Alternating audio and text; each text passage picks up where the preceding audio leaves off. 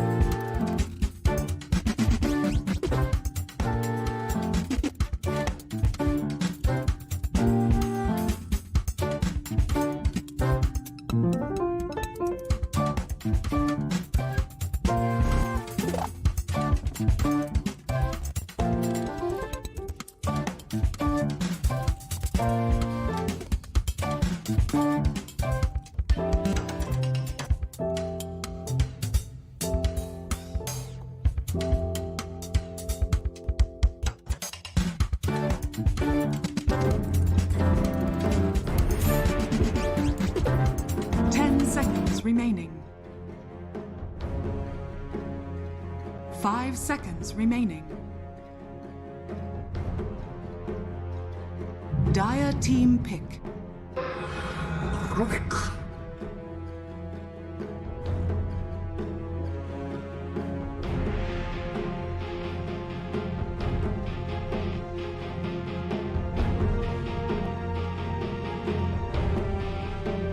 10 seconds remaining. Alright, ladies and gentlemen, guess what? We are back once again. Shouldn't be much of a surprise to you guys by now because, well, every day we got ourselves a ton of Dota. And we still got a couple of days of best of twos left here in the MoonStudio Asia League. And for the next matchup, we have a best of two between Neon Esports and Execration. Two of the most promising and well-known teams in this cup with a lot of fans, so I do imagine my child may very well go wild once the game starts going exciting because 10 seconds. Execration, they're super inconsistent, but they are one of the strongest teams in Southeast Asia in terms of like when they do snowball, they snowball really hard all over their opponents. However, they're up against Neon, who are kind of like Boom, one of those aggressive anti-aggro strats in terms of their playstyle, in terms of what they feel like playing. They got a bunch of well-known players who have been around the pro scene for years, and they really do know what to do when they just, you know, want to really ruin somebody's day. Yesterday, they pulled an insane Nature's Prophet bounty anti-strat for the last game, and this time around, 10 seconds it looks like we get to see Neon open with an anti-mage, whereas Execration picking up a Grimstroke Terrorblade opener.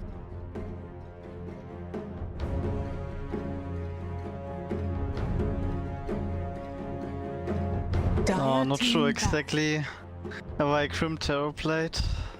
They could have taken like Venge Terrorblade or something, that would have maybe been better, but well, they didn't know they take the anti-mage. I guess the Terrorblade is just the anti-mage response. Radiant team ban. Well, I do prefer Terrorblade over Anti-Mage any day. When there is still a Terrorblade in the draft, why would you pick an Anti-Mage like ever? And I do think the win rates agree with me here, right? Because yeah, anti-mage like 40% and Terrorblade like 53 or something. Yeah. And both heroes usually get picked super early, so it's comparable. But yeah, and also, I don't know, Rubik first pick. I'm not sure about that really. I mean, I don't mind the Rubik first pick because honestly, that hero, he's getting shut down every single time he's being played. Doesn't matter if you first pick him, doesn't matter if you last pick him. At the beginning of the team fight, if you can catch the Rubik, you catch the Rubik. That's just how you play against that hero. Even against the position 5 Rubik, you always want to shut him down. You always want to make sure he can't steal good stuff. I don't mind him being a first pick because he is gonna die, he is gonna chain feed. If he's not gonna chain feed, then it's just a free game. That's just how strong Rubik is in the current patch.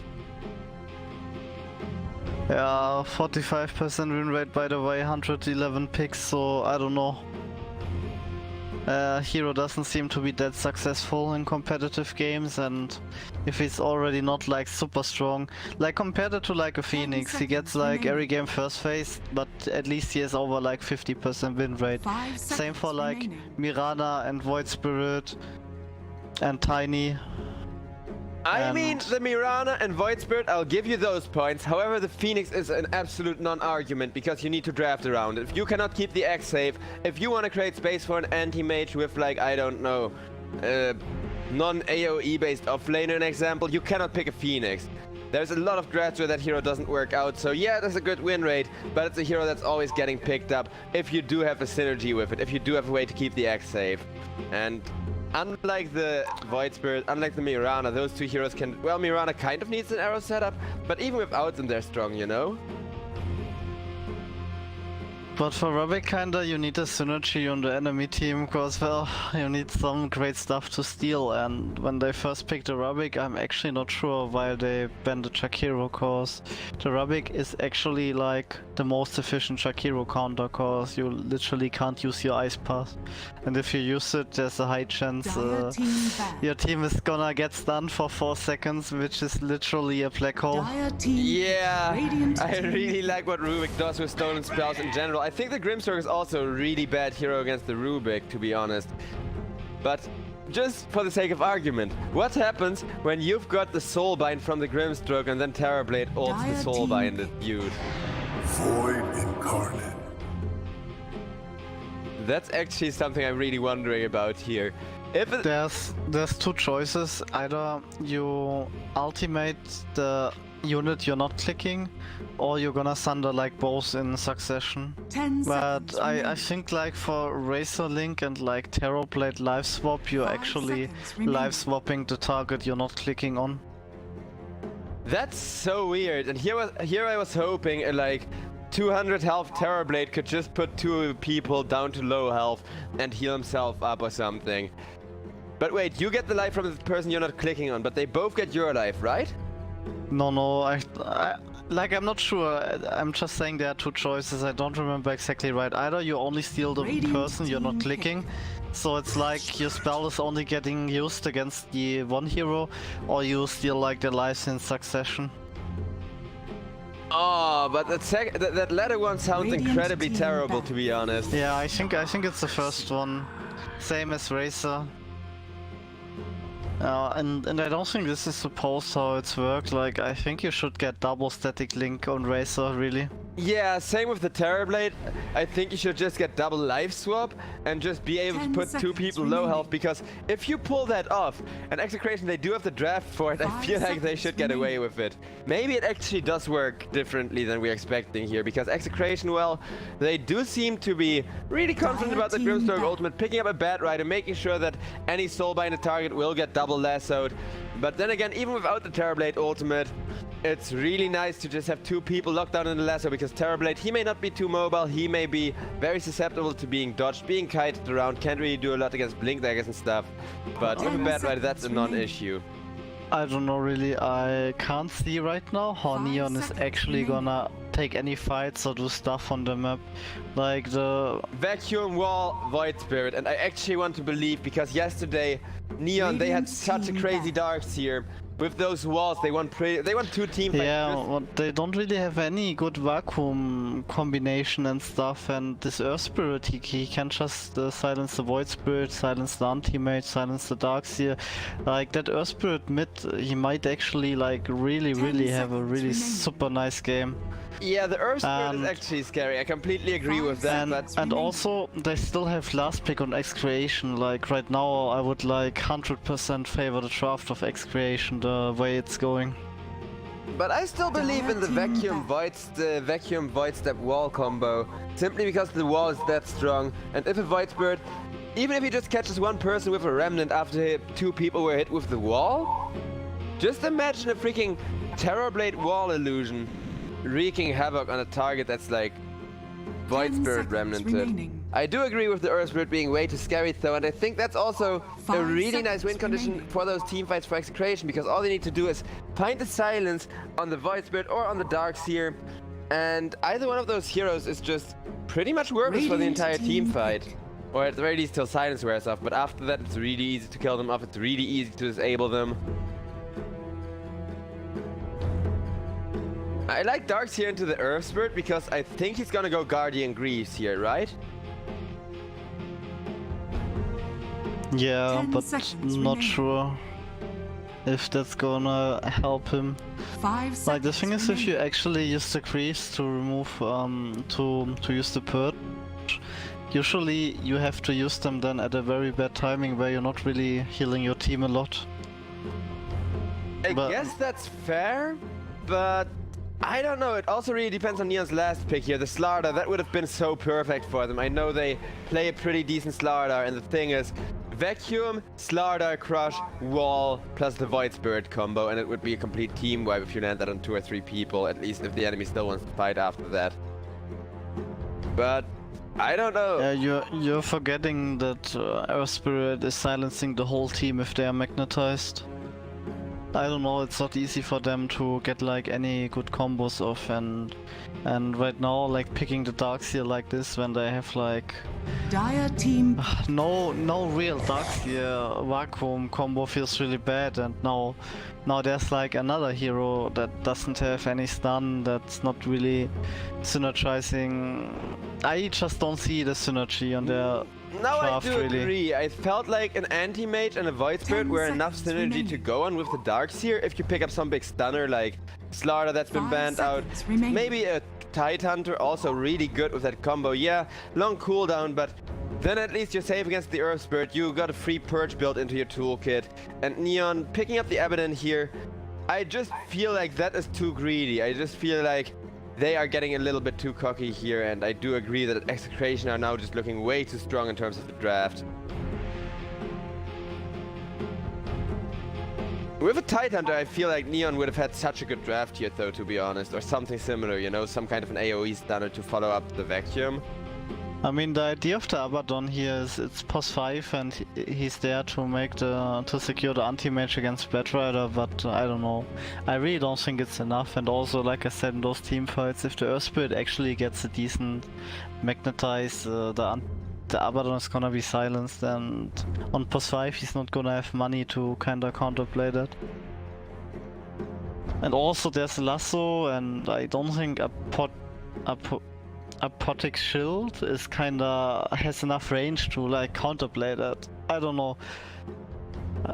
Or just imagine like Earth Spirit with Crimstroke, third skill running in, or Batrider daggering in, and they you're get like absolutely chain certain stunned. this is support Abaddon, yes? Yeah, I'm pretty sure. How hard they're gonna lane the anti-mage if they Anti-Mage have Darks here with a Rubik Abaddon off lane, I could see that You may one work now out. select your But hero. Oh no, no way. Okay, so they pick a Pango. I guess that's a Pango offlane and Batrider 4. Yeah, even more stuns and combo breaking. Like, even it's so rough to fight for them, really. And this Terrorblade is gonna be so strong. They're just gonna be able to like 5-man up. yeah, I mean... And then it doesn't matter if anti-mage split pushes, because this Terrorblade is gonna destroy buildings like 5 times as fast, and they don't really have like any of those high-range heroes that that keep nuking the waves down and stuff. They either commit or they don't commit, and if they can't commit, I don't see any seconds counterplay left. I kind of seconds agree, and I do completely agree that with this Abaddon being a support, I think Execration are just so favored, especially with this last pick. But before that, I don't know. I could really see that Rubik Abaddon, because honestly, Neon, they have one shot at this game, and that's being hyper aggressive. That's just winning the game before Execration really get to that mid to late game, really. And a lot of hyper aggression could very well lead to a victory for Neon. And that's why I also don't know how well this anti-mage is gonna fare, but if they're able to pull ahead, if they're able to get a couple more kills ahead of their opponent, and like, let's say 5k, 10k gold advantage, should be enough for them to actually have a fair chance at this game until the Terrorblade comes online. However, their anti-mage needs to come online too, and that, like you said, against the Terrorblade just isn't a contest. And there's like literal 3 ways to catch the anti-mage or the void spirit. Pengu only need a use and set up use into ult. Batrider just needs the dagger and Earth Spirit doesn't need like any item, so I don't see how they play the map. Like I think the only condition how Neon can kinda turn this around would be like if the Darkseer is for some reason stomping the lane so hard that they constantly tower dive the Terror Blade and he keeps dying inside there to the Iron Shell damage, but Rubik, so I'm not sure if that's possible. And like if the Crimstroke maxes his stroke and has like infinite mana and just like outpushes those waves and harasses them, I'm not sure if that's possible, but I think we should keep an eye on the Darkseer lane and see if he's gonna do his job and destroy the lane. If he's gonna play half as well as yesterday, the Darkseer lane is gonna be a very hard one to actually get anything done and at all. But I do think it's gonna be the Abaddon laning with the anti-mage, right? Or is it gonna be Darkseer Abaddon? Normally. Abaddon is gonna face the Batrider lane, that's his purpose. Okay, so you think they're picking the Abaddon not for the kill potential with Darkseer, but for the purge against the Batrider here, even in the laning stage and not just for late game. That's fair. I mean, I can kind of see just getting greedy and saying, well, we want Abaddon to, you know, run at people with the curse and an Iron Shell. I just feel like they need to force aggression, regardless of whether it may give them an unfavorable matchup in another lane or not. Without aggression, Neon have just lost this. Yeah, I mean, they first picked the Rubik, so they're kinda death-locked into a Rubik +4, and everything else on Rubik is like not good or semi-good. Like, okay, you can, if you're Thompson, you can make Rubik mid work, but nah. And well, and then they picked the Darkseer, of course. They believe Darkseer is a good hero against Terror Blade, right? And now they're stuck with like Darkseer Rubik lane. I guess it's decent, but it's not like great. Being stuck with it actually seems so accurate. That's why I'm desperately grasping at straws, looking for any other way than the obvious one for Neon to lane this. See you later, nerds.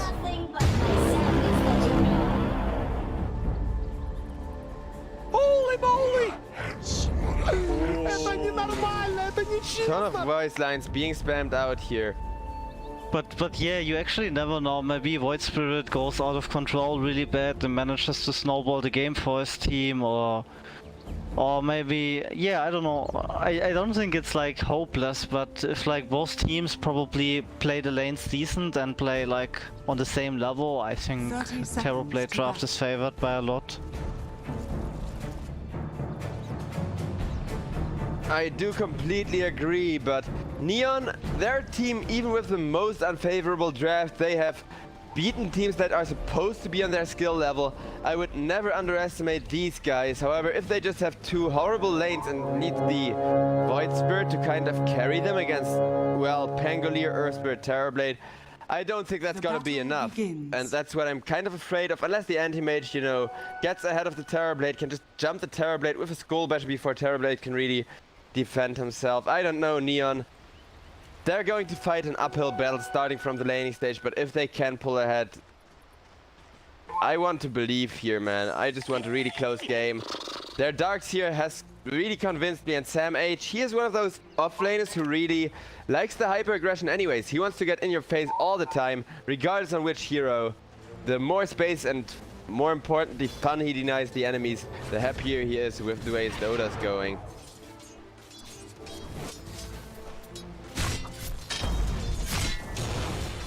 Also, it looks like Terrorblade wanted to set himself up to lane against the Anti-Mage, actually not playing the top lane, but going for a bot Terrorblade on that dire side of the map. I do really like that, but, you know, more than forcing a lane rotation really isn't the case here.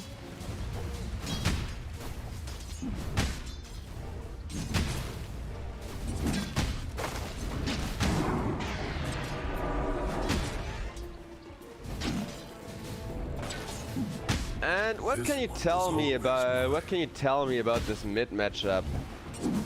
Set in stone. Oh, it's hard to say. They are both pretty strong. I think it can go either way, but my feeling would tell me it should be Earth Spirit dominated.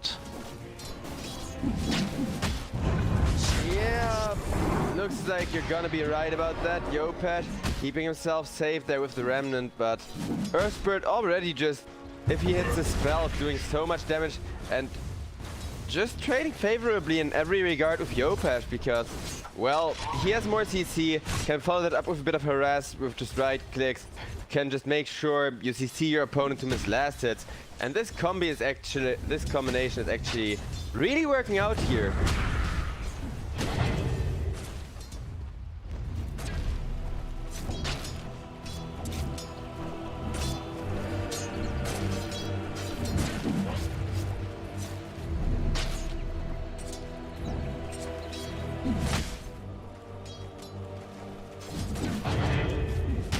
Also, there isn't really a ton of kill. Oh boy, there might be first blood. Fairy fire door. Oh, he dodged it. Oh, and he's turning. Oh my fucking god. That's insane. Fool's first lesson is his last.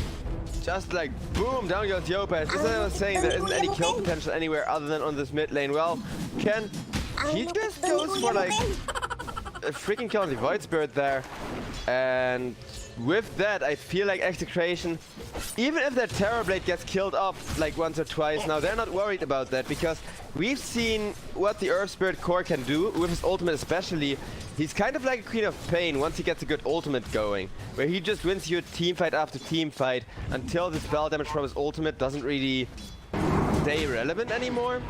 And that should be more than enough to create the space that this Terrorblade needs anyhow. I feel like this Ken Earth Spirit, he is the one that right now needs to be stopped in his tracks. Maybe Void Spirit can still somehow pull ahead. Maybe Earth Spirit makes a mistake. If not, they have to go for a gank on the mid lane with support or something. Meanwhile, Sam H is gonna get killed up with the Metamorphosis here. And Palo's just making the most out of his meta there. It's going to put him ahead in the lane as well. Execration, they're winning both the lanes they want to win. They only needed to win one of the two lanes really in order to have the advantage, and both mid and bottom lane are just really going well for them right now.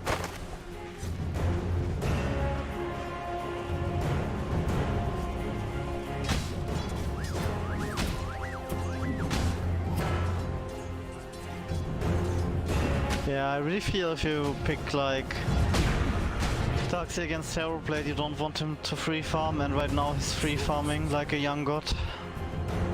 That's one way to put it. And even if he wouldn't be free farming, I mean, there's a Pangolier, there's an Earth Spirit. Execration, they can play 4 Protect 1 Dota as long as they need to.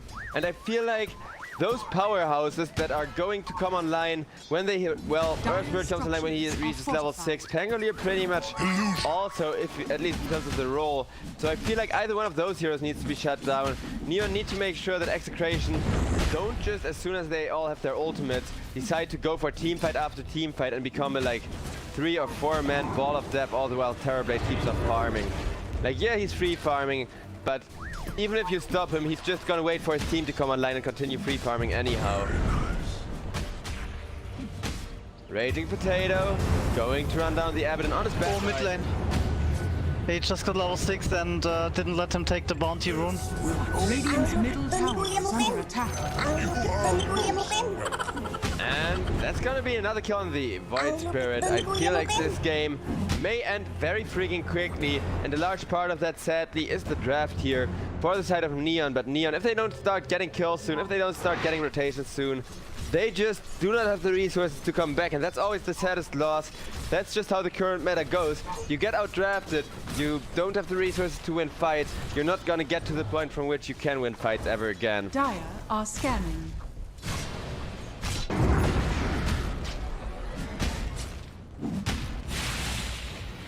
It is only a 1k gold lead, it's really just the draft that's teaming so poor here. I mean, the Void Spirit, he's not getting, he's level 6 right now, he's really struggling. Okay, he's getting it right now, but Earth Spirit already level 7, having 2 kills, being like 1k gold ahead.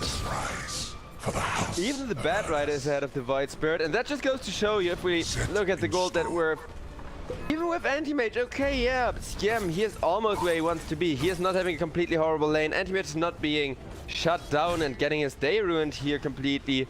But that is not a consolation. When he... I feel like Anti-Mage needs to be 10% ahead of the Terrorblade in gold net worth in order to keep up with that hero. Because, well, Anti-Mage, of course, got that whole blink going for him. There's also a Battle Fury hero. He needs to start out farming as soon as he can. And right now he's still behind on the Terrorblade. But on the top lane we may see another attempt at an engagement happening, but never mind that. And the next pause. Well, those are Asian servers for you, I guess. I mean, it is the currently most active region in Dota, if I'm not mistaken, in terms of sheer player count, so can't really blame them for dealing with this high load. I just really want some more hyped Dota, and this Dota isn't even that hyped, simply because, at least right now it's not. If Team Neon take a big team fight here, at the very least get the, like, I don't know, 5k gold lead or something, that they are actually on equal footing, then it could be a hype game. But I feel like Neon need to be ahead just to be equally strong, you know? Oh boy, the Terrorblade getting caught. That could be a good start, though. He is... Oh, he's even gonna live. And Sam, oh my goodness. That's gotta be depressing. Especially because Terrorblade, like, yeah, shutting him down is great, but mostly because he's missing farm and experience. Right now, you need to take out before you want to fight, before you want to start pressuring. That would be the Void, the Earth Spirit. And looking at Ken, what is that gonna be? Okay. I wonder what he's gonna go for now in terms of items. He has his power treads completed. For a second there, I thought he was gonna go Midas on that Earth Spirit. You never know.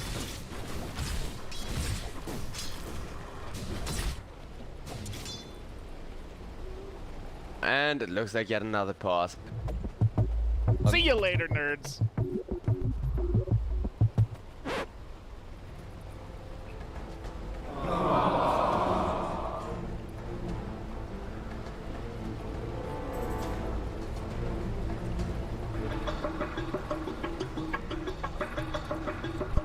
And well, what do you think is the way to proceed here from Team Neon in order to get those 5, 6, 7k gold that I think they really do need in order to just have enough space for the anti-mage to become relevant here?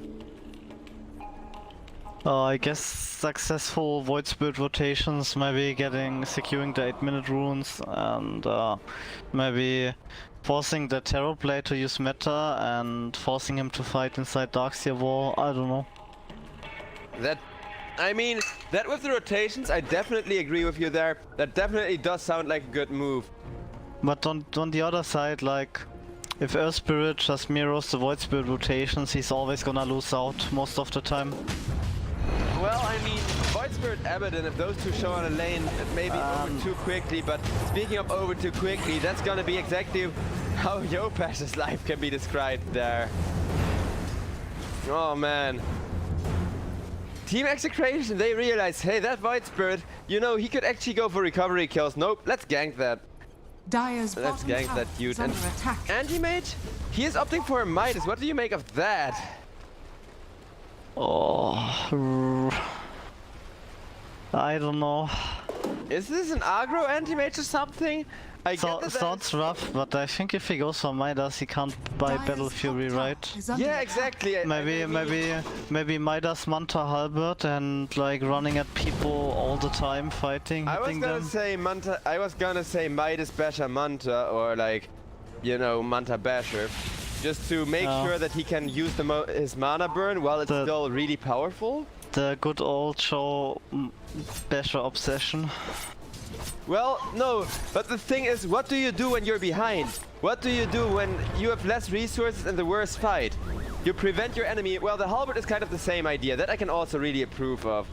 But either way, you need lockdown right now. You need something to prevent the enemy from fighting back, because if you both just trade equally, if you both just hit yourself in the face, it's gonna be equal anyhow, you know?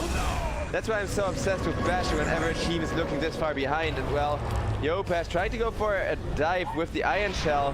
It's just gonna get that denied, and the Pangolier is gonna come in. Don't even have to bring in the Earth Spirit to mirror that rotation. when you can just keep this Void Spirit pretty much I say contained, but Grimstock is gonna go down to Yobet. Yobet is gonna go down for that though, and trading your mid laner for support is never favorable. Dire's structures are fortified. Yeah, Dark City TP'd out as well from Void Spirit.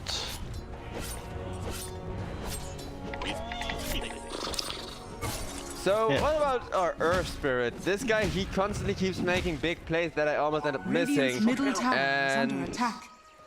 Dire's top tower is under attack.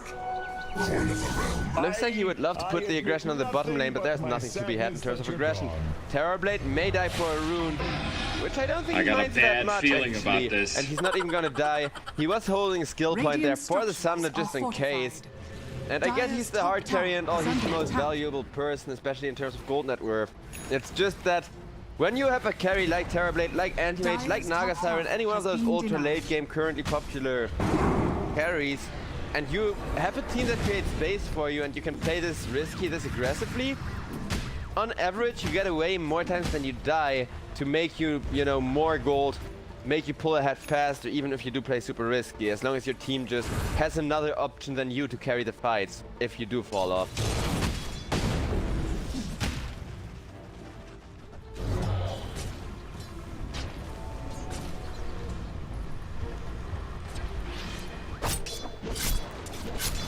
But it looks like the Anti-Mage is actually going Midas into Battle Fury. So rather than going for the super aggressive Anti-Mage build, he's gonna go for the super farm-oriented Anti-Mage build. And Execration, they will not allow that one to work out here. As a beautiful gank comes on in, the Earth Spirit jumps on in as well. Rubik with the lasso, turning things around, having a nice amount of impact, finally leading to a second return call on the Grimstroke. But Rubik is gonna die for that, and there comes the Pango roll. Nice stun on the Evident. Void Spirit still juking it out, but Pango just wants to keep people stunned up, and in comes the Anti-Mage, who almost got stunned there. Nice Remnant, but it's not gonna be good enough even with the mana Void. Anti-Mage now running for his life. If Scam can survive, at least they keep the Anti-Mage getting DPM. Void Spirit looking to die for him. Anti-Mage though is gonna be just fine. Maybe the Pangolier isn't, and it looks like Genuel will secure that kill. Doesn't have an ultimate now, so could very well be dying here as well. With the Void Spirit now running at him. And it looks like that's just got Earth Spirit, not Void Spirit, but it looks like that is just gonna be a perfect fight for Execration there, pushing the gold lead to 4k gold. And you know the best part about that? Terrorblade is in the Radiant jungle taking Anti-Mage's stacks right now. Or the worst part, depending on which team you're rooting for. Radiant's courier has been killed. And he gets Anti-Mage courier. Oh man. Yeah, I don't know, this game is rough. I don't, like I said in the draft, I don't see it, and now I see it even less. I completely agree. I think the only chance they had was Abaddon Darkseer lane, no matter how hard the Anti-Mage loses. But other than that, they just did not have enough damage, did not have enough resources to pretty much fight without a gold lead at all on Neon.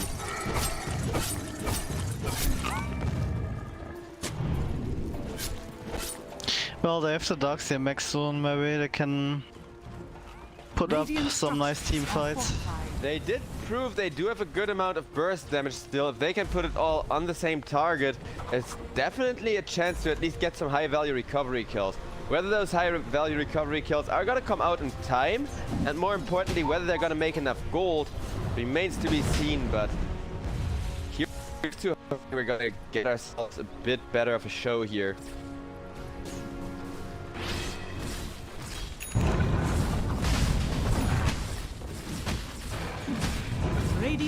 And now Terrorblade is taking his own stack with a little bit of help from the Earth Spirit when that wasn't even his main priority. He just wants to... Dire's bottom tower. I don't know this Terrorblade, it feels like he's getting everything for free. Payloads, he doesn't even really care about his... Well, he does care about his own life, of course, he's position 1, but he's playing super high risk considering he's a Terrorblade and not, let's say, an Urza or something that can afford to die once or twice without losing their momentum. And he gets away with all that aggression. Just run in the Radiant triangle, just look for stacks after you scout them out, and he gets away with it. Then he participates in fights that may be risking his life and he gets away with it. This Terrorblade, I don't know. At this point he already needs to be stopped. When, even if he gets stopped, the Earth Spirit is still gonna carry team fights for the next 5 minutes. To my house. I feel like taking out the Earth Spirit and then, like at the beginning of a team fight and then forcing the fight is really the only way that Neon can get Dire's anything top done here, tower just in is terms under of which attack. resources they have. Like you said, that Mac, almost it is coming in now on the darks here, so they would love to go for some kind of a smoke catch or something, but instead it's Radiant's gonna be bottom Raging tower Potato leading the is under smoke here, attack. looking for a lasso. Dire's top tower is under attack. And it looks like he won't find anyone, but even this deep in, even with the Radiant having the complete positioning advantage, this could still be a fight that Execration want to take, and they're gonna go for it with the Pangolier ultimate. That's gonna be one kill on the Rubik to start things off with. Darks here gonna go down next without really being able to help the team out at all, and Evident, he just wants the ultimate to proc, but even then, he's body blocked in. All the while, Terrorblade keeps refarming. Oh man, I hate that this game is so one-sided, especially because Neon are one of those teams I never expect to lose like this.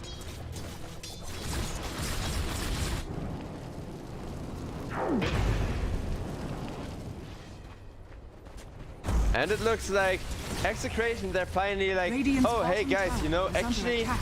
the meaning of Dota is objective because Radiant's just pressure them bottom this whole tower has time. Let's go fallen. for it. And they're starting to push out towers. Terrorblade is starting to tank on up, going for a Skadi here early on, just to make sure that they have a couple more answers, whereas CM, he has got a good Battle Fury timing, like 18-19 minutes, which is really good considering he went for a Midas first, but I don't think it's gonna be good enough because even a 6-slotted anti-mage at this rate isn't going to carry this game single-handedly, and Yopash is really struggling on his Void Spirit now. At least they do disengage, they don't give Execration the fight they are looking for here. But I feel like Execration can just always look for a fight anywhere. Raging Potato almost gets caught, so he just rocks the drums and it's gonna be just fine. In comes the Void Spirit, looking for a fight, but Earth Spirit is there, and he is the bigger one of these spirits. Look at the right-click damage he deals to Genual alone. They just want to force the Evident ultimate. They do force out the Evident ultimate. So Evident creating some space by sacrificing his own life there, I guess. But if Execration just run at you like this, and structures are fortified. now the Bad Ride is looking for more too. Where can they go to find farm? Where can they go to find turnarounds? I feel like even the timing for a good smoke gank has vanished here for Radiant's Team bottom Neon, tower who is are under now attack. just grasping at Radiant straws, structures hoping to are hold on somehow. Bad Rider is gonna go down. A nice kill punch. He hits for his hyper aggression. However, that's the good magnetize we were talking about during the draft. Earthbird may have to get out of there for the moment, but Pangolier, he can, with the Radiant's roll, middle still tower just make is sure under everybody attack. else gets out, and that's one return kill on a Bad Rider, who almost got traded for Yopash there actually. Radiant's bottom tower is under Yeah, but they're attack. getting free tier 2 on Terrorblade. So no big deal that Bat kinda overextended there and fed. Oh yeah, no. On the contrary, I feel like this Radiant's overextending, bottom even if tower is Terrorblade would falling. just be farming, would be worth it. And that's why this game feels so freaking hopeless. And I feel like Neon are also starting to see that as they're going desperation mode here. But at the very least, you know, Gold never the hurts. anti-mage is farming, maybe. Just maybe in some kind of a miracle turnaround play Dire's here, middle tower the is anti-mage under can attack. still get to a point to carry this game if Execration accidentally end up overextending on the Terrorblade and the Earth Spirit. Because both of those heroes need to die right now, at least like once.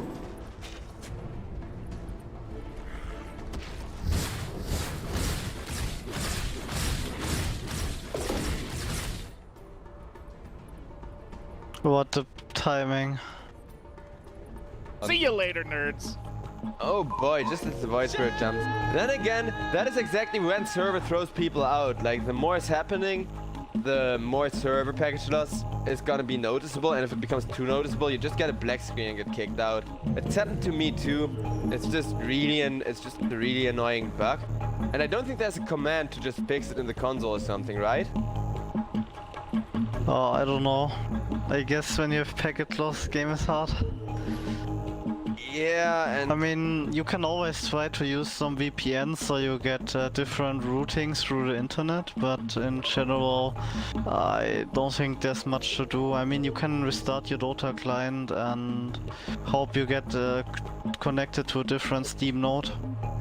that's usually how I do it whenever I get kicked during a cast and don't reconnect within like the first 30 seconds to a minute. And I feel like Pango may have to try the same thing here. Still, I do think Yopash is just straight up dead. He hasn't used the Remnant yet, so this could set him up for a good Remnant, but Earth Spirit, he has all of his stuff ready. He has a Blade Mail too, so even if Yopash, like best case scenario, he gets out. I think that's just it.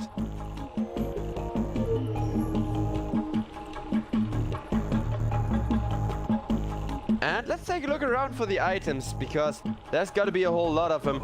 Okay, never mind. As I say, that Pangolier reconnects. He does have a Blink Dagger though.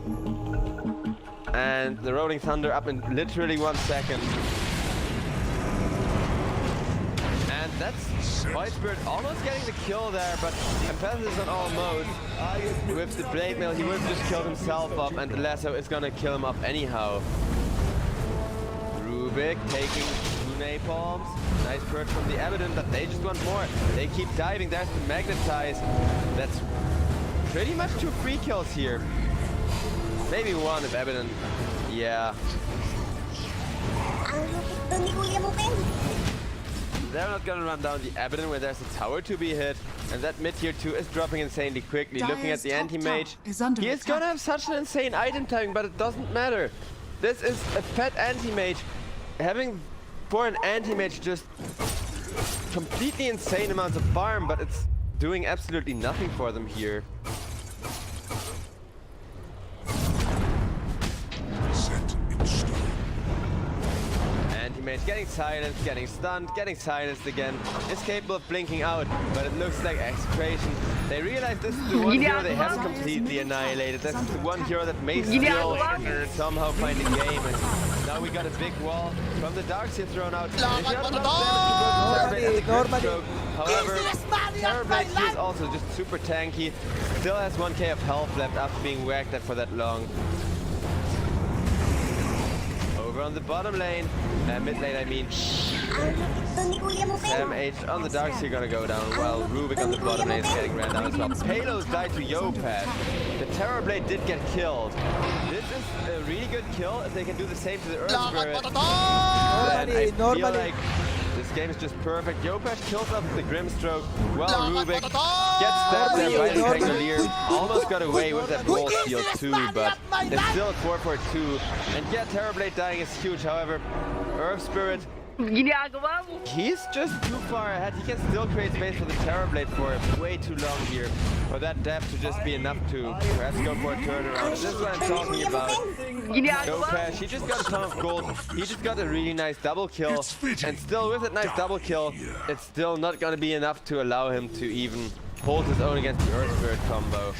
Earth Spirit also just rolling on a hasted Darkseer, who's now being dragged out of position by a lasso, and Sam H done in the fire is just gonna burn up next. Middle tower is Neon, they wanted to fight this, but when they see how quickly Sam H drops, they are immediately changing their minds, immediately running out of there. No lasso at least, but Earth Spirit, he just wants more, and he can very well get it.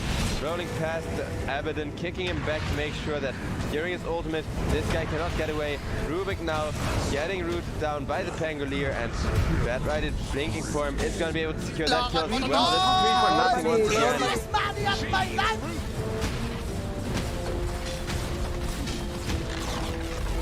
Radiant's top tower has fallen.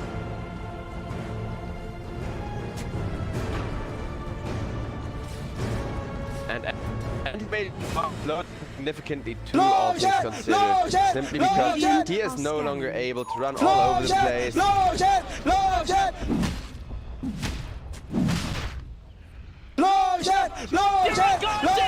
See you later, nerds. Normally. Hopefully it's gonna be a short pause because we have a Roche contestation, and this game it may very well end in the next 5 minutes with just this Roche getting surrounded up by the Terrorblade and everyone. There's a wall for it. Do you think that maybe with a vacuum wall in the Roche pit or something they can turn this around? I guess Roshan is always dangerous against Darkseer, but I think they need to go in at like when Roshan is about 10% HP and they cannot stop doing it at that point, and then they might actually get a really good wall and maybe get something out of that. But if they like commit too early and they can just reset, or if they actually get initiated, cause I don't think Execration are just gonna let them walk at Roche bit. Like this Spirit is gonna be ready to fight. And they're probably gonna place some vision or have some support scouting them out. But actually Pengu has his ultimate on cooldown for 30 seconds. Maybe they're just gonna cancel the Roche, especially if they realize they're moving. Yeah, that's why I was scared of the, or well, scared, hoping for a good Darkseer combo, because I want this game to be as close as it gets, but it is a scary combo for the side of Execration still. However, with how fast this Roche is dropping, I feel like they may not even fully realize what's going on until it's already too late, because Roche, he's now at half health, and this Roche contestation is only gonna get worse. Terrorblade, does he have the meta? Yeah, he does. So I feel like this Roche is just guaranteed one for Execration, unless they can maybe go for a super risky Aegis steal or something. But I don't think they have much of another choice on Neon either. There comes Yopaz, trying to set things up, and that is the super risky Aegis steal I was talking about. But the Aegis immediately going down as the roll is now back off cooldown, and roll just like Darkseer was super scary around the Roche, but Darkseer just silenced that lockdown. Does not even get destroyed on the big wall, does not even get destroyed anything really. Yopaz is gonna go down next, and Terrorblade with the Metamorphosis immediately walks into the top lane, immediately is going to secure himself some freaking objectives and Radiant's everything. top tower is under attack.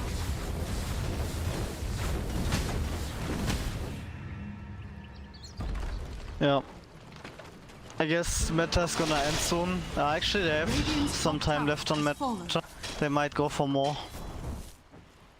20 seconds remaining. Yeah, they can definitely just start pushing in this tier 3 tower, force out fortification, and after that they can go for the mid tier 2. So Execration, I just feel like they want to force fights. They don't want to force fight in the Radiant base. That may be a little bit too close to the fountain, but they can just, you know, do this. Barely wait outside of the base, keep Neon locked in with this 15k gold lead already. Alright, they're smoking out and now they don't have a meta. This might actually be the best timing they get on Neon.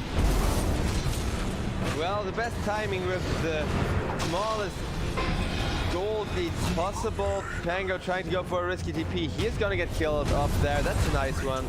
And it looks like, ooh, there it goes. 700 gold swinging around to Skiem on the anti-mage. He did finally get a high value kill on that Earth Spirit. It may be too late, but... Yeah, at least I didn't get a Terrorblade. Terrorblade is really close to finishing Satanic, and I'm not sure if they, when he has Satanic, if he can die anymore. Yeah, I don't think so. I mean,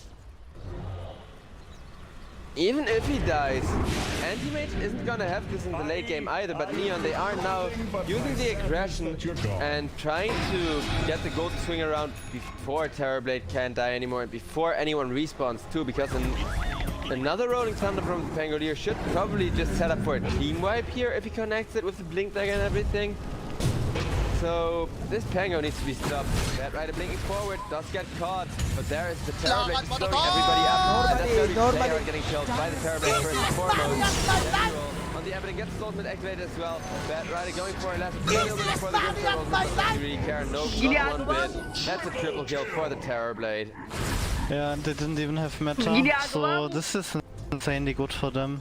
I think now they can just run at enemy base again when they have meta, push like high ground, but I guess if they wanna play it really safe and have a 0% chance of throwing the game, they just like creep skip like the top wave and control mid and bot wave. Like they just sit together before their base forms 3 lanes and jungle. It's actually pretty easy on Terrorblade when you have the illusion to like creep skip the dead lane.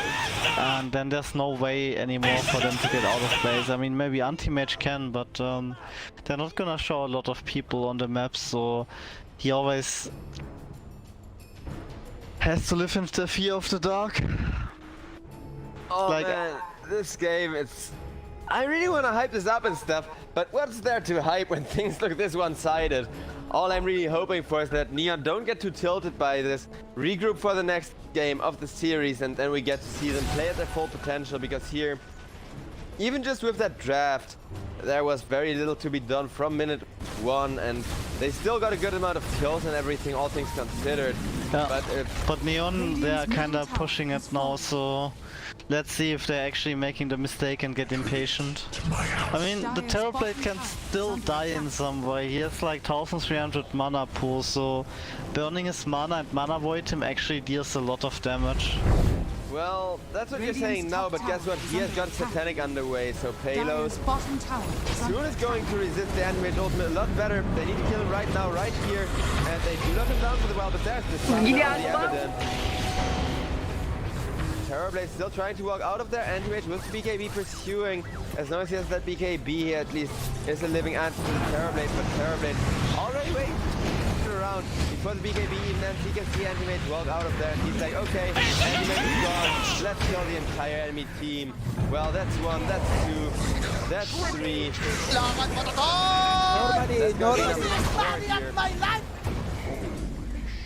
Can they get the Terrorblade Rampage?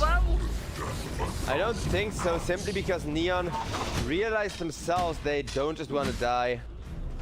Radiant's top tower is under attack. Radiant's top He tower actually is nicely falling. made like actually not top showing that barracks are under the Satanic is on its way and like faking to push with less items, and Radiant's top barracks has fallen. I don't know. Like, I'm probably sure if they don't know he's gonna have the Satanic, they might make bad Radiant's plans for top the fight. has fallen. So I actually like that he kinda got it mid-fight and already went to push high Dire's ground. bottom tower is under attack. Radiant's middle Alright, tower so has fallen. I guess I need to back off now again though. 60 seconds on the meta. Oh, and it looks like Attack. Amazon once again trying to frontline, even without that meta. Anti-Mage wants to man-fight the Terrorblade, but with the BKB he's still losing that one-on-one. And the BKB is the Anti-Mage doesn't manage to get out, but he may very well be the only one to get out of there. Void Spirit, normally just juking it out till the last second, which Courtney's gonna jump to. But that is demagnetized. Anti-Mage jumps forward, kills off the Pangolier. Even a Pango at this point a very highly important kill, but that's Darkseer just getting right-clicked down by the Terrorblade. He's not even gonna risk having an illusion of himself, kill his team, instead the Anti-Mage gets that out and killed up. 90 seconds of that time already, and GG. I have nothing that I said is that Neon didn't even get to play the game this Radiant's round. middle barracks are under attack. Victory. Yeah, nice spirit mid. Yeah, this is the combination of just Ken being allowed to play his best hero and Neon not having any kind of a, well, realistic comeback condition from the 10 to 15.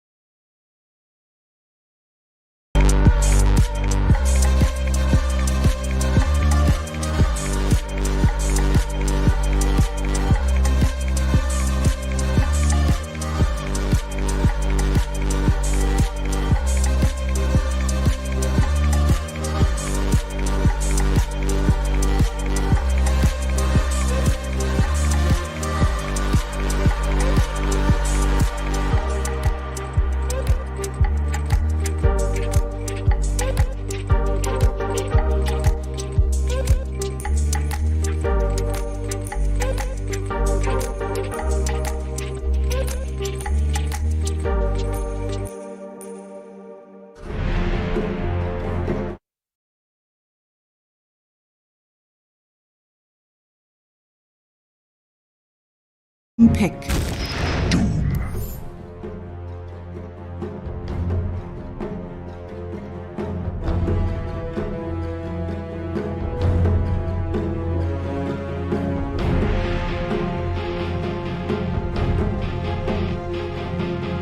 Seconds remaining. 5 seconds. Dire remaining. Team pick. Ready. Clockwork! Grimstroke. Dire team ban.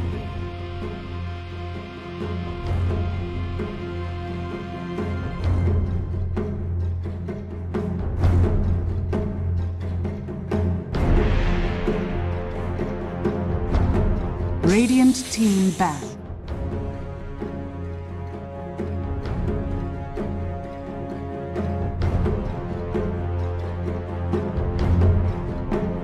Dire team ban. Radiant team ban.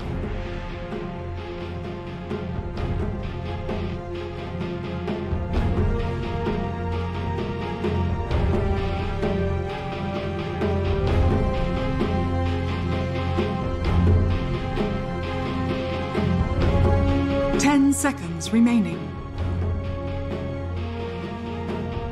5 seconds remaining.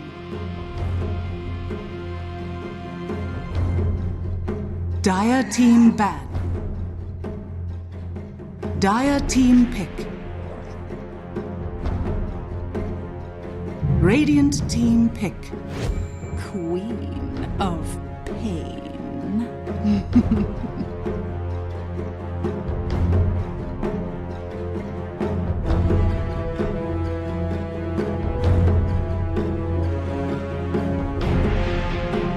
10 seconds remaining. Dire team pick. Puck!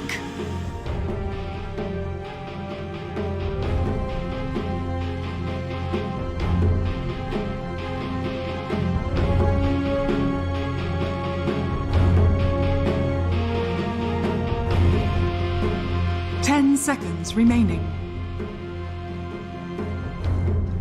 5 seconds remaining.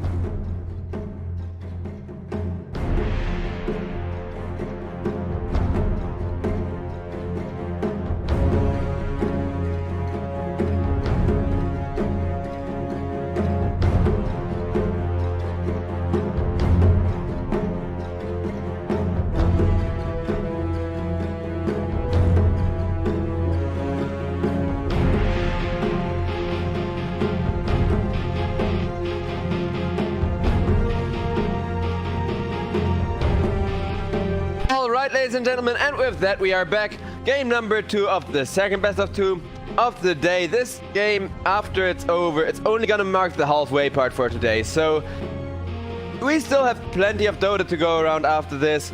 We got Neon up against Execration again, and you know, after that devastating performance, mostly just a devastating draft to be honest, from Execration, Neon were left without hope and pretty much went desperation mode.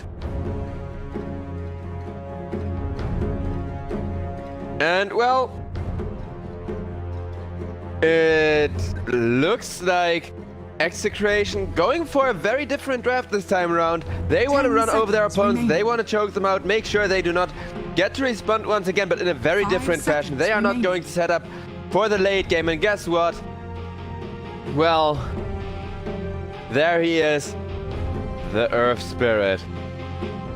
After the complete chaos that hero inflicted the last time, I doubt it's gonna be much different. This time around, I feel like it's gonna be Puck vs Earth Spirit, which should still be a very equal matchup, maybe even slightly Earth Spirit favored. It's a lot better than having Void Spirit against Earth Spirit, I guess, but I don't know, that hero feels so strong. I feel like Neon, they need a hard carry that counters it, they need a direct answer. Anti-Mage banned out, I do not like the Anti-Mage one bit. Not gonna lie, the more I get to cast that hero, the weaker he seems. Terrorblade, who has banned out Spectre, who has also banned out Morphling. All of these are stronger carries than the freaking Anti-Mage. Radiant but team back. I guess with a Puck and a Rubik, you have so many mana bombs walking around. Oh boy, please be position 1, please be position 1, please be position 1. I really want a position 1 Nature's Prophet here, that would be so amazing. If this is gonna be a Nature's Prophet bounty draft, which we saw yesterday, that's gonna be so 10 insane. seconds remaining. I'm really convinced of the Nature's Prophet bounty. That is just so much push, so much 5 momentum. seconds remaining. It's really something that suits Neon Esports playstyle, it suits their hero pool. It's like, it's made perfectly just for them in the current meta, the way it all works out, with the track just printing a ton of money, with the Desolator allowing for that hard push. It all comes together really, especially with a draft like this. I don't know what the last pick would have to be otherwise, but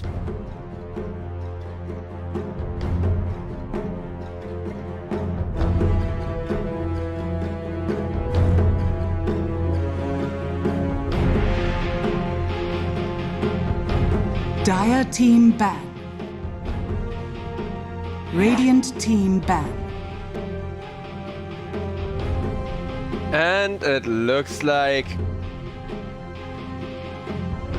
Team Execration, they are assuming it's an offlane Puck, position 1 Nature's Prophet, I guess, with the Templar Assassin ban, because that's a hero you can only Dire team ban. really run down the mid lane. Faceless Void also going to get banned out there, it seems.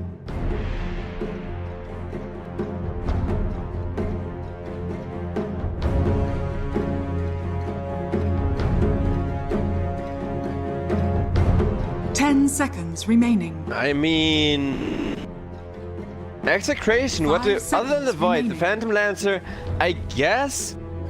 I mean, it's great D-push against the Nature's Prophet, it's great catch too, however, I don't know, the Faceless Void seems like Radiant so much of a team better hit. ban. That's a hard counter for the Earth Spirit. That's one of Neon's better heroes too. Really strong in the current meta. I really do agree with that one. And Magnus is gonna be the last ban here from Execration, who do just expect... Okay, if it was a bounty draft, the bounty would be picked by now. However, 10 if the enemy has seconds last remaining. pick, I don't think you can just go Nature's Prophet bounty. Although, in my 5 opinion, it's, seconds like I said, an remaining. insanely strong combo. And I really love to see it, but... I don't know Dire if team you then just get shut down, you do not get to come back. However, Neon, they're gonna go for something even stranger. Puck Nature's Prophet Darkseer. Okay, we're just gonna take that, we're just gonna accept that.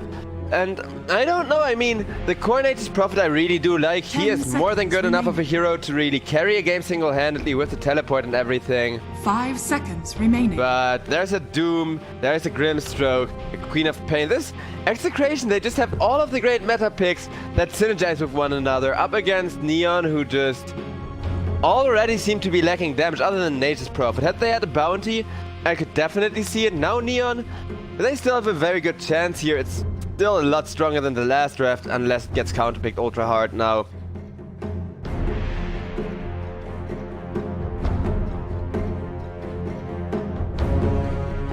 But I don't know, Execration. If they just do not get aggroed, if they just do not get pushed in by the 25-30 minute mark, they have won the game already. Not even because they have better late game or whatever. Simply because Neon Esports, they rely on push and team fight in equal amounts right now. Will a team fight take an objective? That's their entire game plan here. Well, that is the game plan pretty much all of Dota. Choose your But, hero. you know, just like win a team fight based off of a Dream Coil plus like wall combo. And Execration, they're gonna pick one of my favorite heroes, also one of Paylo's better heroes. And great synergy with the Grimstroke, great synergy with the Earth Spirit. Slark is gonna get a ton of free agility here. Whether that be temporary or permanent remains to be seen, but every single team fight with this much crowd control, they are just about going to, you know, always get him to snowball as long as he doesn't get nuked down at the start of the fight. And even if he gets nuked down at the start of the fight here as the Slark, which is possible. I mean, Yopaj has silence for him. Nature's Prophet has a pretty big 10 ultimate too. seconds remaining. But I don't know, there's not enough burst 5 damage to keep seconds Slark contained remaining. long term. And Neon, despite that, have the short term team. They need to win early on, they need to push the aggression. This seems so high risk. And I honestly don't know why. What's up with these high risks? I mean, I got the 496 rep here, that already felt high risk, but there you're forced to go high risk. Here, I don't know, this feels... Especially considering the Slark was still in the draft, I feel like Neon could have just picked that up themselves. Slark against Doom, Slark against Queen of Pain may not be the best of matchups, but Slark against Void, against Earth Spirit, I mean, great. And Slark with Puck, even better. So, Genuel on that Dark Seer, he really got his work cut out for them. I am not sure if Neon can really go hyper aggression here. If they can pull it off, pull ahead somehow and stay ahead, they can definitely go for a swift victory. They have to push to end quickly. They have the team fight to just, you know, walk up the high ground, or well, blink up the high ground in all likelihood. But blink up the high ground, vacuum wall dream coil, and then win a team fight even on the enemy's high ground under the tier 3 or even tier 4 tower. But then if you miss that combo, if you just have those spells on cooldown, the enemy knows they can fight into you, they can just run all over you. So it's all dependent on one combo for Team Neon, and they only need to miss it like twice, maybe 3 times in a row, and they lose this game. And I know missing something 3 times in a row sounds really hard for a talented team like Neon, but this is Execration we're talking about. These are 2 relatively well-known Southeast Asian teams with huge fan bases, rightly so to be honest. And well, yeah, I don't know. I have to just give it to Execration here once again, and that feels really bad after that super one-sided first series.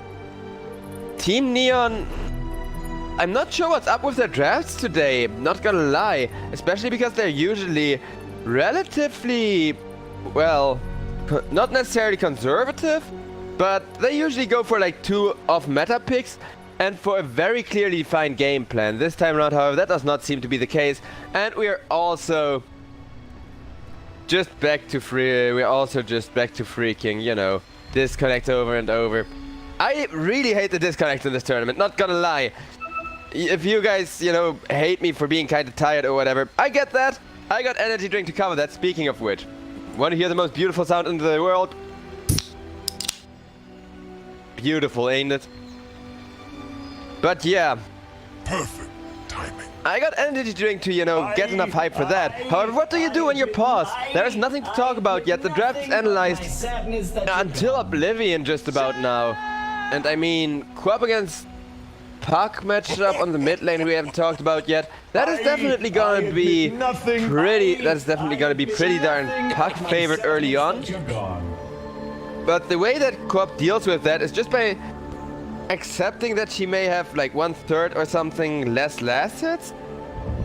And in order to compensate for that, in terms of last hits and whatever, the co-op is just gonna hit other lanes, gonna, with that first ultimate, try to go for a kill. That's what co-ops always do after all. Try to use that ultimate for a kill to swing the momentum their way. That's just how you play the hero. However, against the Puck, it's gonna happen a lot sooner, and the co-op wants to do a lot more to face it. She does not care if she misses that many last hits anymore, if she's laning against the Puck, because, well, you're already losing the regen battle, because Puck can just dodge everything you throw at it, while harassing you back with the orbs. So chilling in the side lane, denying somebody else their farm, and getting a kill out of that would really put Raging Potato in a spot where he can hold his own against the Puck. Puck does not have quite as much nuke potential, although still a very good ganker, and, you know, in that regard, Puck can definitely be scary. This is a freaking co-op we're talking about. We've seen a lot of that hero, and every time she gets those ganks going, one way or another, maybe, yeah, she loses a bit of money sitting in the trees or whatever. But Neon, maybe they have to, like, gank the co-op, actually. Behold! Paylo's accidentally double G'd, but he is gonna call the sorry immediately. I doubt, if anything, for a second I was like, oh wait, are Neon calling it already? Because it just looks that bad in terms of the draft. However, guess what? This is Scam on the Nature's Prophet. This guy, give him a Nature's Prophet, give him a Lifestealer, and he may very well just 1v5 the game if he's far enough ahead to make it happen.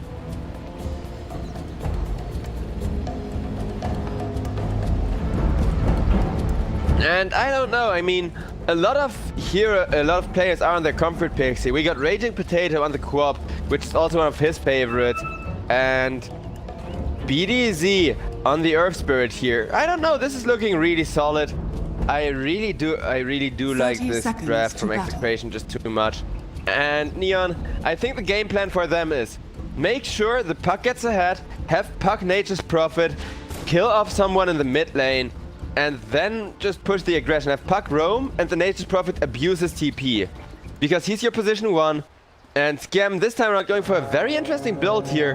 Going for a freaking Rave Band on a Nature's Prophet with the attack speed now being given by those items. It really doesn't matter building this on a Nature's Prophet.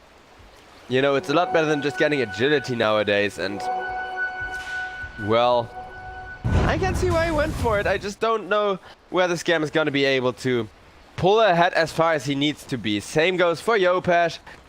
Yopesh, I don't know. If he was on his Ember Spirit, man, that's a show I would love to see. Yopesh Ember Spirit is just absolutely sick, absolutely insane. But you gotta keep in mind, for some teams, this league is just practice for major tournaments. Some teams just love to experiment and figure out new stuff too. So if you see weird drafts here, just know that they may not be taking it too seriously, or that they may value the learning experience more than getting a couple more points. And for a team like Neon, who still definitely have good chances of qualifying, I don't think they mind too much just going with a draft like this. Also, Nature's Prophet Darkseer combo, that was a pretty hilarious one. But it's actually Raging Potato on the bot lane Queen of Pain with the Ken on the mid lane Doom against Yopesh. Well, I did say that Queen of Pain just gets ran down by the puck, so in that regard, it's very smart to go for the laning it like this instead. I'm not sure how good Raging Potato is gonna fare against all of this harass though. And that's the other issue. Queen of Pain, she wouldn't have had a good lane on the mid, but she doesn't have one here either. And it looks like Slark. I do not know how. Well, he just dropped all of a sudden there, my bad. I don't think he expected both of them to just hit level 2 and all of a sudden nuke him down. Well, Rubik anyhow, but I keep my eye on like the health bars of people. Has been killed. That was a Courier Snipe over there, made happen by Genuel, and Ken for a moment there. He could have, I think he was deciding too whether or not to try and tower dive the puck. Just, you know, try and run him out of the lane. However, puck, with that nuke damage, you really do not want to go up against him as a Doom in the lane. I feel like, oh boy, what the hell. Okay, so apparently I should constantly watch people with like below 1/3 health, as Yopesh now also gets ran down, because these nukes are just too insane for my camera work. My sincerest apologies. Now I know Radiant's bottom tower that Neon just have insane kill potential here, and well, that was kind of obvious. However, them being able to play this aggressively is exactly what they wanted. And man, oh man, I don't think Execration expected it either. That's the thing. Like, the Queen of Pain even had a blink available. That's why I didn't even bother looking there, and she did not get to blink away. She was just instantaneously caught. Warriors of the wood.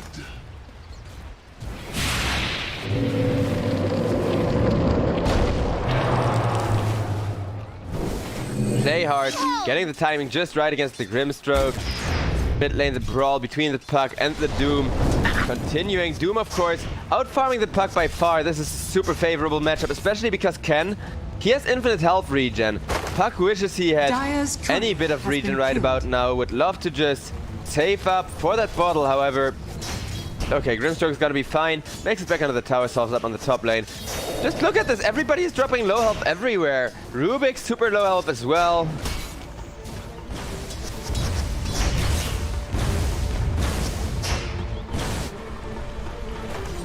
Grimstroke getting caught by the clockwork there. This time around he's at least not getting instant nuke down, but you do see how quickly these people are taking down even from full health. Imagine somebody just like Raging Potato. This guy, he's constantly sitting at a very dangerous amount of health, and like I said, he can't deal with the constant harass, but then all of a sudden just gradual harass is gonna turn to a ton of nuke damage, and I feel like that's the way Neon want to pull ahead. They're already at a 1k gold lead, and this is a position 1 Scam Nature's Prophet. It does not get better than that when it comes to Neon's 1v5 carry potential, really, simply because of how well he knows his positioning, how well he knows how to make that hero work. Radiant are scanning.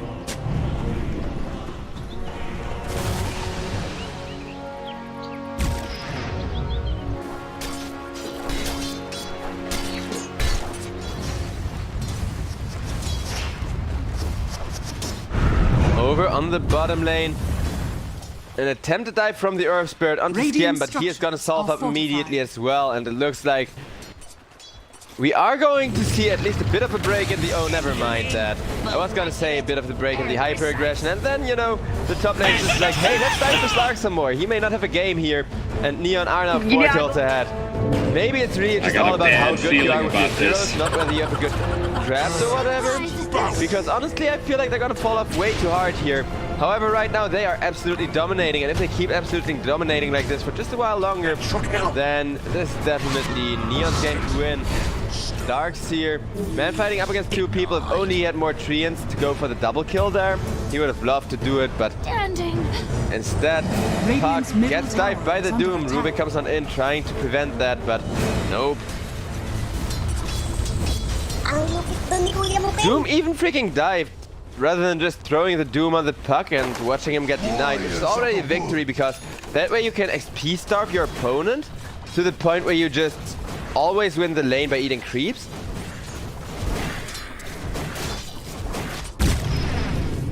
But it looks like now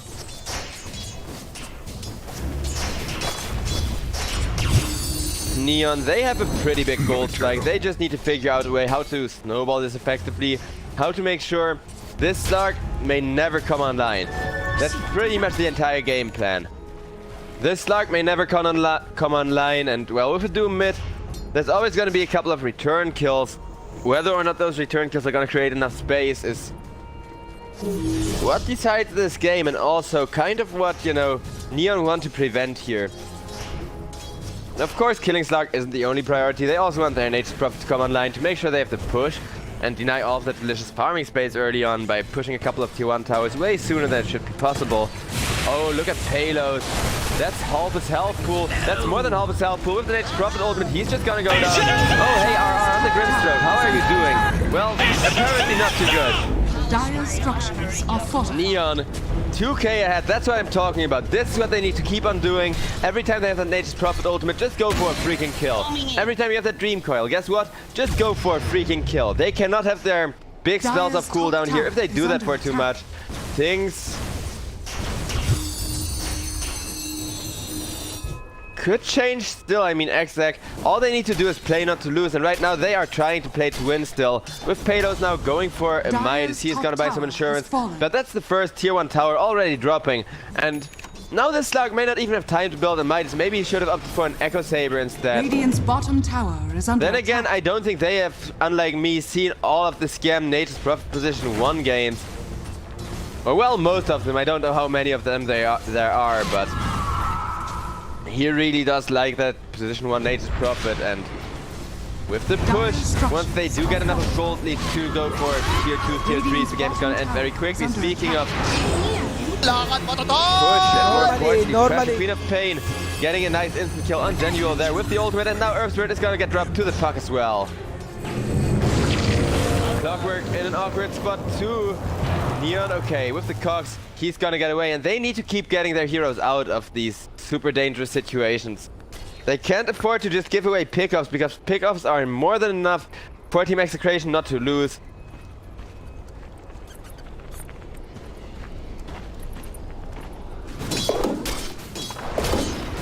Slark is going to have half decent Midas timing, so at the very least the map being opened up this much isn't going to bother him just yet, especially because Neon aren't trying to go for a kill, they're trying to flash from themselves. Nature's Prophet just rotating over to the jungle. He got a Midas going on for himself, saving up for his power treads.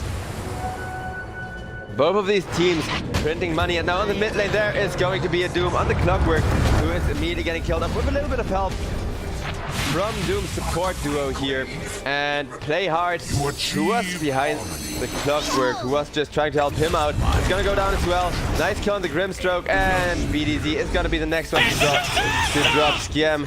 He is really making the most of that global TP range. Go!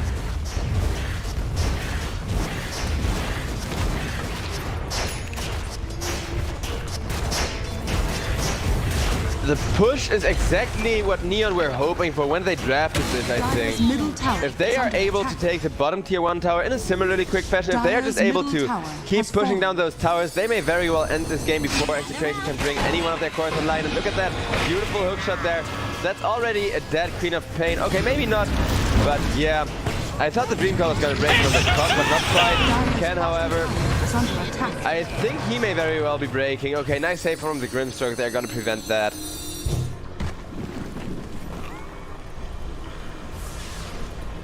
So, 3k gold lead. Half of it is tower gold, which I think bothers Neon a little bit, but they just got to get more runes, which they're going to secure 3 of and keep the pressure onto these towers, and then eventually the Slark can't really farm anywhere anymore. I do like the Slark Midas though. I mean, Palos, he's got all the time in the world, and I really do think that Execration draft is great. They just need to do something about all of this push, all of this aggression, which they seem to be struggling with right now. Rubik getting follow-up stun. Nice support kill. Nice pick up there just to, you know, get Raging Potato and Queen of Pain apparently. A good chunk of gold with his double nully. Very nice items too. This allows you to fight. It gives you a good chunk of tankiness actually. Well, for a Queen of Pain anyhow. But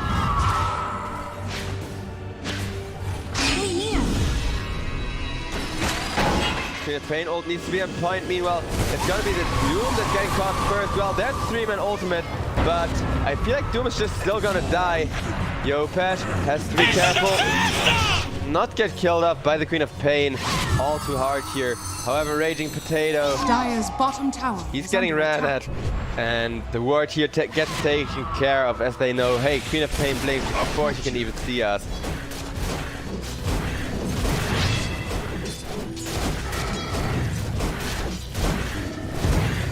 I really do love this Nature's Prophet though. He is having such a great game. It's such a fun hero to watch. And guess what? He is going to try to speed up the game even more. He is going to try to just win it all in one swift, decisive strike as he's saving up for the Desolator.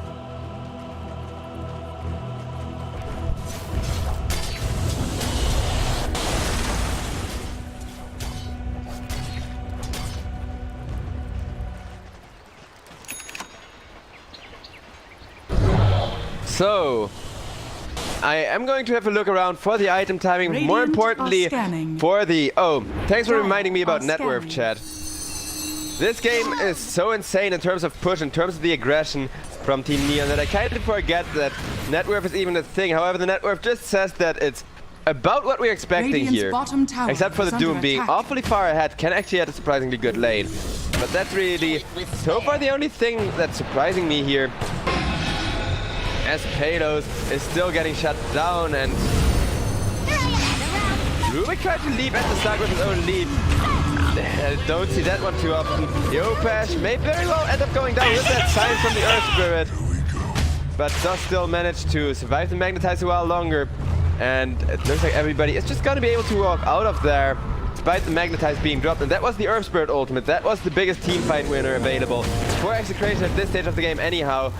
Later on, of course, when they have an online slug, things are going to change. Sam 8 is going to sacrifice himself in an attempt to trade himself for the Earth Spirit, which I'm not even sure if that's worth it. So I guess if you accept, hey, I'm not going to get out of here, and you go for a kill, it's always really great. Especially when if you then get confirmation you would not have gotten out of there alive anyhow. Yeah, once he gets his Desolator though, this last tier 1 is gonna fall for sure, and these tier 2 towers are gonna get pressured. As for the Slark, he's got the Midas, he's got the power threats. The question is, what first core item? How is he gonna start being relevant in those fights as soon as possible? Because the last one, it didn't go well for him. He is now 0-4.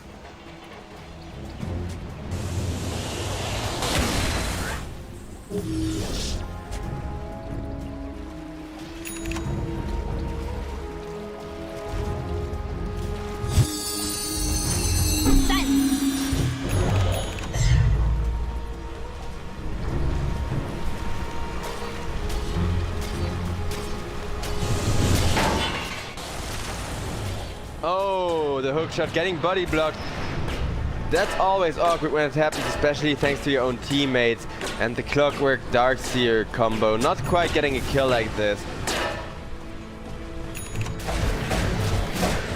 Nature's Prophet, meanwhile, he's got the Desolator going, so Right clicking for a ton right now. Would love to put that into some heroes or even better into some towers right now. Silence.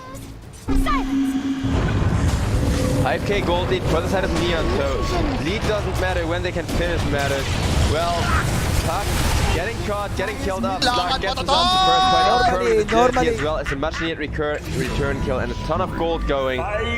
Raging Potato got killed off and Doom, he's got a blink dagger, he's blinking forward, dooming up the position 1 Nature's Prophet, so bad idea my friend, trying to fight him. Still, if Nature's Prophet takes out, it's exactly what they want, and Slark, he's getting greedy, he wants a bit of agility, but this guy just catching up at an insane pace. Radiant's bottom tower is under attack.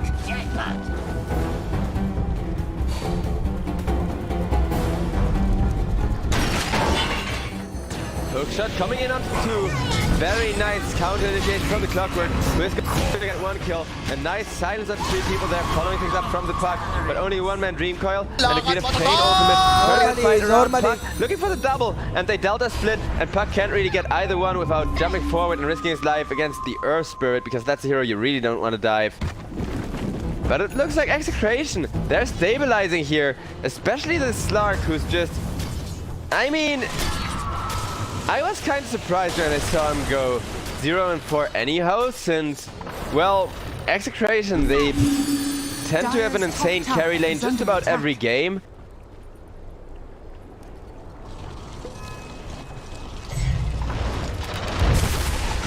Dire's structures are fortified. And it's off.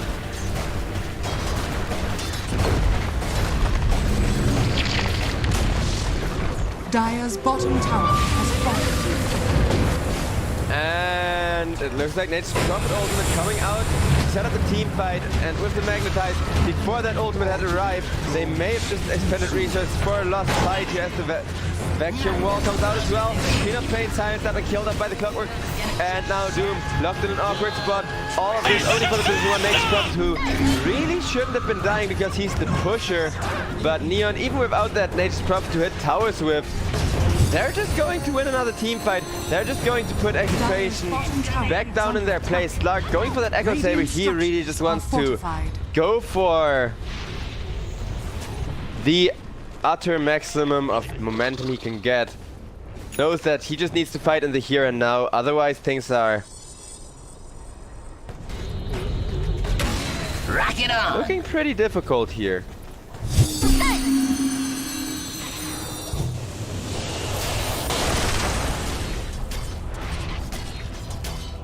Still, this race as to whether the Slark can come online in time or not has not yet been decided.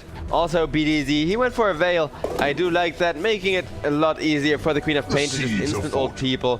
And I love Raging Potatoes build. This is the traditional position 3 offlane Queen of Pain. This is why people started playing offlane Queen of Pain in the first place, way back in the day. Now, opting for the Guardian Greaves. I really like this build from Raging Potato. He is just going to try and make sure that his team is not being overran, so that's a lot easier said than done, especially with Skian now saving up for a Heaven's Halberd just to make sure that the Slark can't even steal enough attributes to snowball before being made short work of. And he needed a defensive item anyhow. Seems really nice. Let's take a look at what else people are building. Well, Puck got a Veil plus those TP boots. The TP boots seem like a great choice here. After all, Neon, if they don't push, they lose. Mech finished for the Darks here, and this could be the timing at which Neon want to fight again. They do have all of their ultimates available. They do just have a pretty good initiation.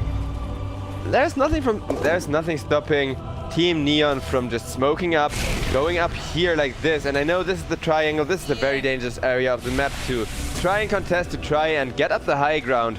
However, first of all, they do have a Clockwork to make vision. You can just... oh boy. Apparently they don't even have to cap the triangle, don't even have to go that deep into the really dangerous spot as Raging Potato.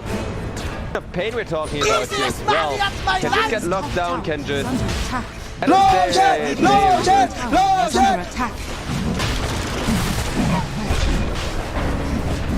Now, a very nice Roshan contestation being attempted by Neon. And Pathos is unattempted as the contest is gonna get contested by Execration again. And we're gonna have a Roche fight with the Darks here going for a huge vacuum wall, setting things up. Even if he dies here, oh well, there's the Max, preventing him from dying. Magnetize coming out with the puck with the cat. It's gonna be there. Darks here so far traded for one up the Queen of Pain gank. Now Doom, however, goes on down. Slark trying to get some agility, a kill on that blockwork, not gonna succeed, and will be locked in place for a while. Will just get killed up there as well with the from the puck. Puck just taking Queen of Pain ultimate to the face. Well, Jopesh, he does not care. On the contrary, he still wants to catch the Queen of Pain here, knowing full well that runes have just spawned. And guess what? Silence. Wait for it. Dream Coil. Yeah, that Puck is a goddamn hero. There is no better way to describe it. And now Neon, they are having exactly the game they wanted. I doubted their draft, and honestly, my apologies. Yesterday I doubted the scam lifestealer, and that one I hated on.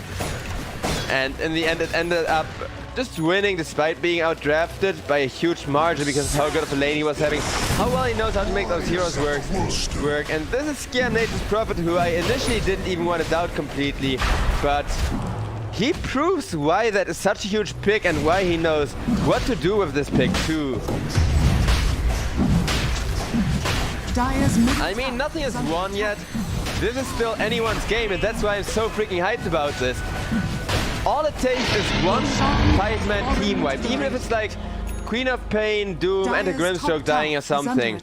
Execration, they have the ultimates, they can just magnetize Queen of Pain ultimate and then have Slark steal a bit of agility so that he can actually, you know, have the attack speed to deal damage and chase after people. I could really see this game still turning around. However, it looks like Neon will not allow that, and they're intentionally not taking any big fights. I mean, yeah, they can definitely fight against more than one person at the same time, and constantly going 5 men on one person seems like a waste. But here it really isn't, because they know the only chance of a good comeback right now is a big ult combination. It's all of those big spells getting stacked up on like a bunch of heroes at the same time. So as long as Neon can prevent that, can keep running people down, it's gonna work out, and it looks like Execration, they do want to stack that ult combo. Going in with the Magnetize, however, the initiation kind of just got denied, as the Queen of Pain wasn't there with follow-up ultimate. Doom tried to go for a TP out, and that's gonna be a triple kill for the Nature's Prophet. Meanwhile, Slark gets caught by the puck, gets shut down by the puck. Jopesh, he went with an Eul's in addition to that TP with Blink Dagger build. Really high value. Queen of Pain would love to ult the puck, but puck just trying to juke. Oh, the Queen of Pain ultimate off the mark. Raging Potato. I think he may actually be a Raging Potato right about now. And Puck even drops the Dream Coil before dying. Wait, he didn't die. What the hell, Jopesh? That was freaking sick. That was absolutely, completely insane. Beautiful play there from Neon. Jopesh showing that he's a god on more heroes than just that Ember Spirit. What a freaking play. And Execration, I feel like they're starting to feel, hey, maybe last game was only won because after the laning stage, Neon didn't have a comeback scenario anymore. Oh man, they are... Okay, being behind, falling behind by this is one thing, but they're actually getting outplayed quite a bit. And some players really like being outplayed and go like, oh man, finally a good challenge and everything. Some players really hate on it, like Skitter, who's just a salt-fueled killing machine. I really like that too. When he gets outplayed or something, he just gets so mad, gets that blood flowing. There's a bunch of players that do that actually, that he's just gonna counter everything. Look at that damage, a single Dream Coil down. Perfect follow-up hookshot too, with the puck just phasing out for a moment. Nature's Prophet taking a ton of damage, but Scam, he says, well, I can take it, and he can really take it with the Guardian Greaves especially, can even keep on chasing here, looking for more. That's gotta be the tier 3 tower exposed, and look at that damage, with the Moon Shard already being completed on the Nature's Prophet. This 5-man ball of death strategy, all they need to do is 5-man, destroy the base, get 25-minute megas, and it's GG. Well, it may just be GG anyhow, and I feel like Execration may just call it because guess what? Raging Potato once more going to go down. Slark as well. Normally. Dire's top tower has fallen. Oh man, what a game, what a stomp, what an impressive performance from Neon. And at least this wasn't the kind of one-sided stomp, the like artificially slow death of a team. No, this is constant fighting, this is constant brawling, people trying to outplay one another, and it still isn't over technically speaking. There's a nice vacuum, that is a return kill. On the clockwork, it's just a clockwork, but if Execration, they need to be the aggressors now, they need to get more out of this, which is really hard because look at that Earth Bird, he hits everything on the puck, and puck still alive, still dishing out damage, is now doomed up, and it looks like this puck is just gonna tick out. Doesn't have the health regen for it, so that's 2 return kills, that's 3 return kills with the Rubik dying. Can Neon get punished for this over aggression? Maybe, I mean, they're still getting all of the runes here, other than that one maybe, and this Dark's here just staying alive as long as he can. In exchange for saying, oh man, the Nature's Prophet ultimate bouncing unfavorably, otherwise he would have had a return kill there, but look at this Slark! He even went greedy, was like, oh wait for me guys, I want some agility. Because that 1 point of agility, it may not matter, but 6 points of agility on a hard carry without having to use a slot for it? That's starting to seem kinda good, that's like almost a point of armor. And by now, the amount of time Execration need to remain in this game, we are in for a 45-55 minute run here. If Execration are going to turn around. So every bit of late game potential really does count. However, late game potential is really not what Neon want. Neon want the last lane of Rex. Oh, and the mid melee Rex is still standing. And actually regen up, an amazing deal. I thought those were dead. Gotcha! Shot kind of off the mark, and a create pain ultimate is going to kill the Rubik as he initiates this fight. Now Slark, he is starting to snowball. Look at the Darks to go down, but Slark goes down quicker.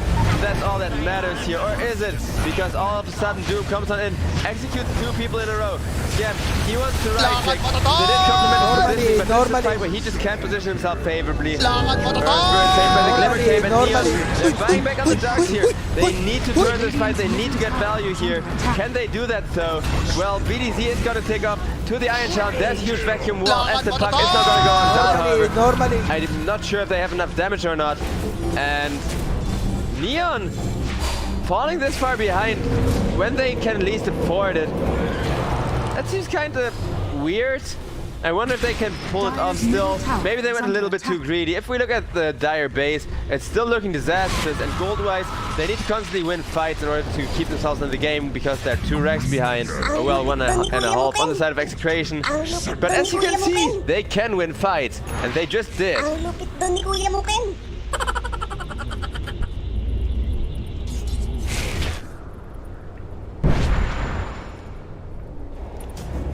Oh man, I wish I still had my co-caster going on with me because I need some help with all of the hype that this game is.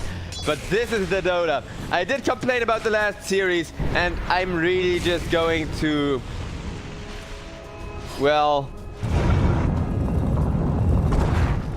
keep hyping this one up at this rate because look at that Execration. They're already grouping up, already looking to move on Neon again, smoke up, just as the Slark response. I mean, you did see the damage the Slark dealt, right? Puck going for a Dream Coil there. It's got to kill off Raging Potato. The late mail is having some impact, but without the team being in position quite yet, that may still be a very awkward fight by Execration. Now lose their Grimstroke. Doom in a bit of an awkward spot. That was the Grimstroke ultimate, and oh my goodness, Grimstroke ultimate like a second before the Doom came off cooldown. It wore up. I think they were planning to go for the 2-man Doom. Now instead they're gonna go to lose their Slark. Maybe not, because look at the Slark turning around. That's the damage once again I was talking about. However, Slark himself also taking damage just from being AoE. He does, however, get to regen up with the Silver Edge, and BDZ could set up a good bait here for the Slark if he wants to turn around. Does not quite feel so inclined just yet. Trying to, however, and nope. See you later. Nice Creed of Pain ultimate. Can that finally be enough for Execration to still? Because if they lose this fight completely, oh, I should not have said a thing, should I? boop. That's almost a team wipe. And well, I guess GG is gonna come out here any second. I think it should at least. Well, Nature's Prophet is dead for a whole while, but look at his items. Titanic, Desolator, Moonshard, Heaven's Halberd. He can go for his BKB now and then be pretty much 6-slotted. Then he's already gonna start swapping out items at like the 30-minute mark, 35-minute mark, something around there. Whereas, you know, everyone else from Neon is just having such a dominant game as of right now.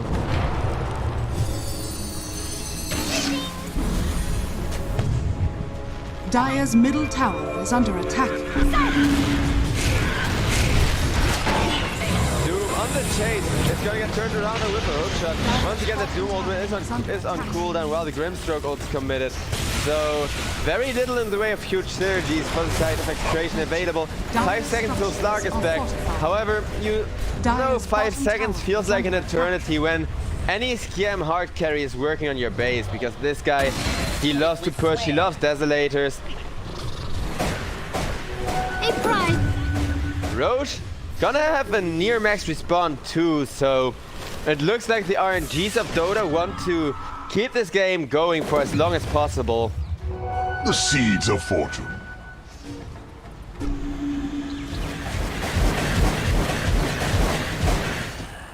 Jackpot.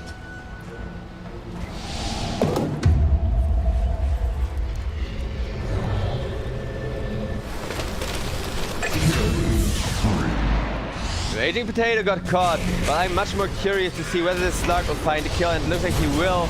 Onto the darks here, maybe not actually with a nice force that play, vacuum wall. The wall not really having that much impact, but look at that 2-man lit from the Rubik, and that will have impact. However, the Slark still chasing, but he is just gonna go down. He pressed ultimate the second he went down too. There was that black mist and everything. There it goes. That's gonna be Doom taking off the map. Oh man, Execration, they're really giving it their all, and I mean with a Slark they always have comeback potential, technically speaking, as long as that Slark can defend. Well, Slark +1 Rex, I guess. But Slark's one of those heroes. He scales indefinitely, and I don't just mean the permanent agility steal. I also just mean if he hits somebody long enough, he can insta-kill even a 6-slotted carry without items, you know? Technically speaking, of course. Nice Doom on the puck. Once again, however, the Grimstroke ultimate synergy not quite working out the way they had hoped to. And Ken on the Doombringer is gonna die for that one. Dire's middle barracks are under attack. Dire's middle barracks has fallen.